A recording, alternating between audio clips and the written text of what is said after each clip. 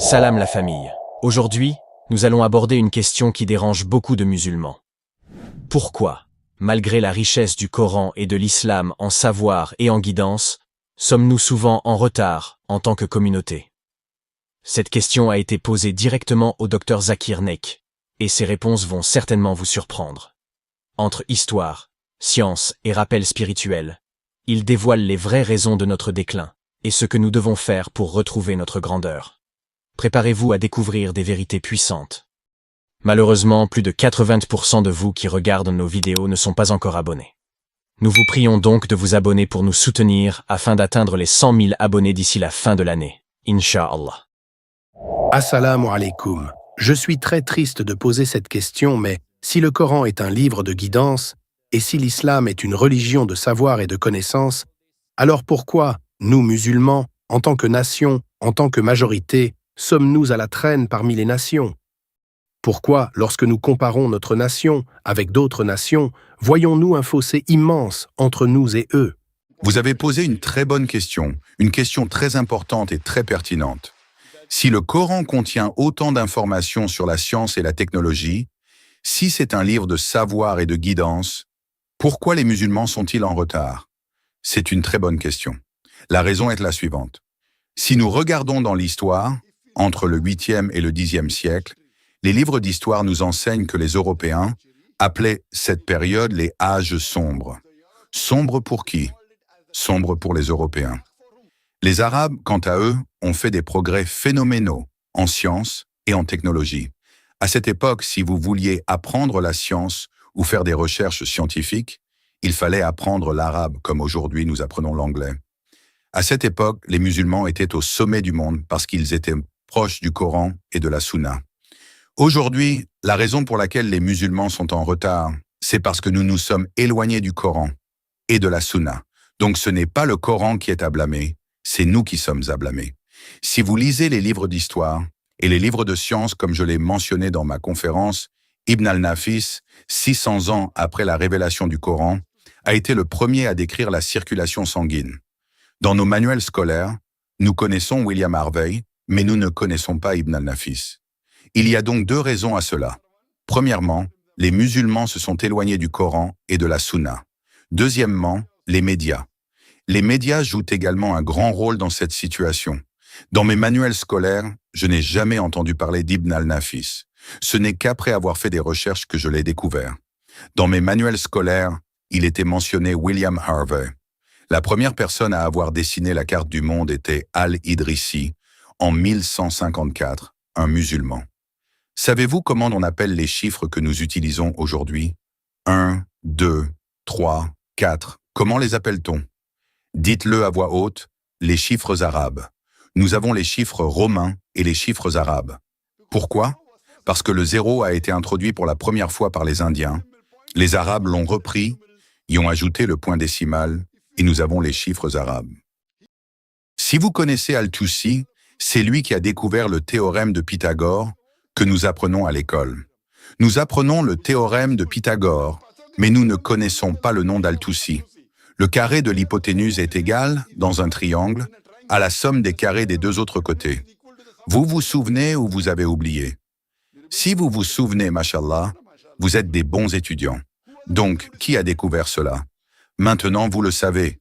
Mieux vaut tard que jamais. C'est Al-Tusi qui l'a fait, un musulman. Nous apprenons la trigonométrie. Qui est le principal pionnier de la trigonométrie? Al-Biruni. Nous apprenons la chimie. Qui est le père de la chimie? Savez-vous? Jabir, oui, Jabir. Ce n'est pas Gabar, c'est Jabir, Jabir ibn Hayyan. Ils veulent changer le nom, le westerniser en Gabar.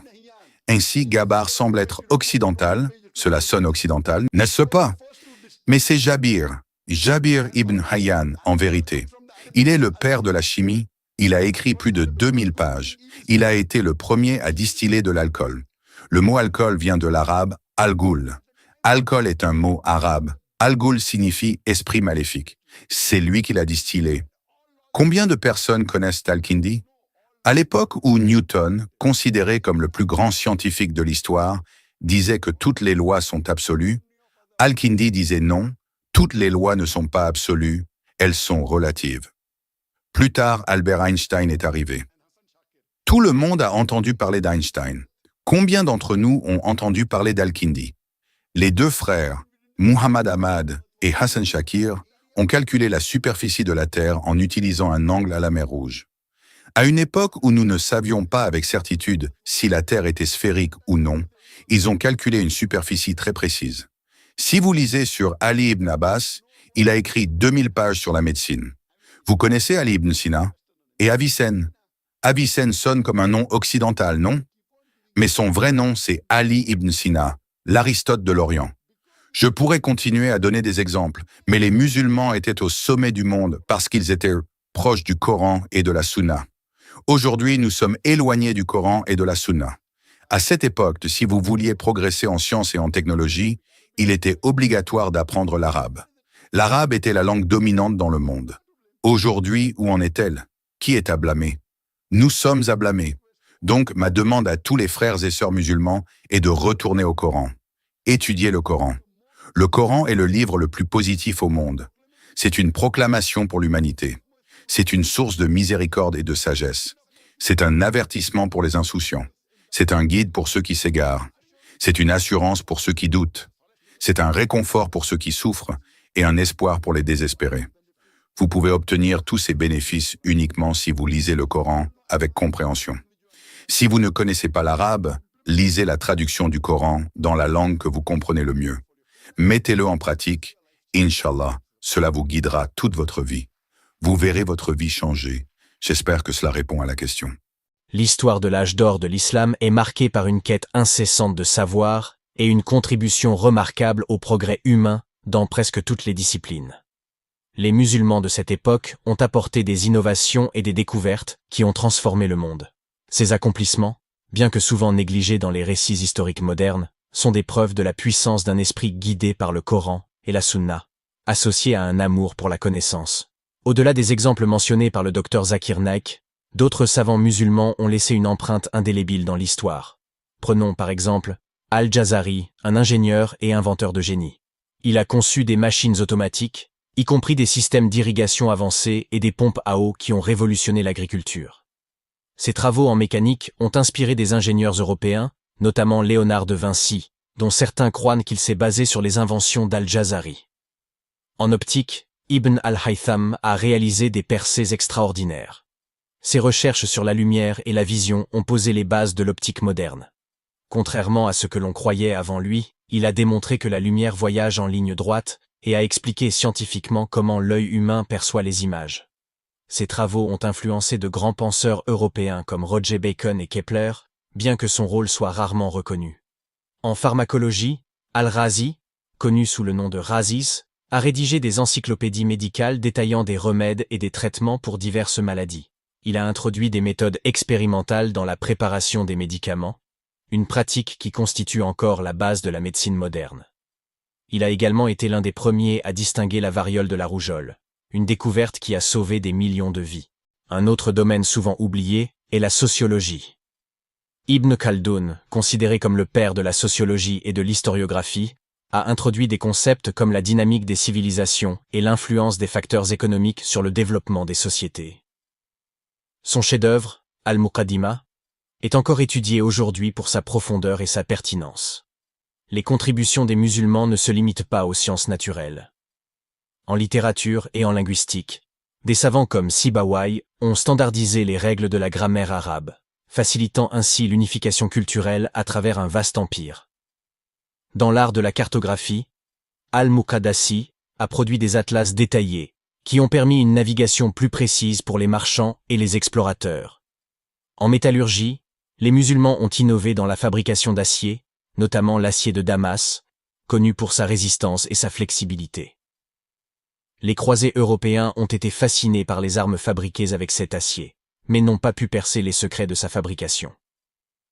Ce qu'il faut retenir, c'est que l'âge d'or de l'islam n'était pas simplement une période de progrès scientifique, c'était aussi une époque où la foi et la raison se complétaient. Le Coran encourageait l'observation et la réflexion, et les savants musulmans considéraient leurs recherches comme un acte d'adoration. Ils croyaient que chaque découverte les rapprochait d'une compréhension plus profonde des merveilles de la création d'Allah. Malheureusement, à mesure que l'influence musulmane a décliné, beaucoup de ces contributions ont été réappropriées ou effacées des récits historiques occidentaux. Des concepts découverts par des musulmans ont été attribués à des Européens des siècles plus tard, et les noms des savants musulmans ont souvent été modifiés pour paraître plus occidentaux. Aujourd'hui, il est crucial pour les musulmans de se reconnecter à cet héritage. Ce n'est pas seulement une question de fierté historique, mais aussi une source d'inspiration pour retrouver un esprit d'innovation et de leadership. L'histoire montre que lorsque les musulmans étaient proches du Coran et valorisèrent le savoir, ils excellaient dans tous les domaines. Ainsi, pour avancer, il est impératif de renouer avec cet héritage et de s'engager dans une quête moderne de savoir et d'excellence. Le passé glorieux des musulmans n'est pas seulement une source de nostalgie, mais un rappel puissant de ce qui peut être accompli lorsque la foi, la curiosité et la discipline s'unissent.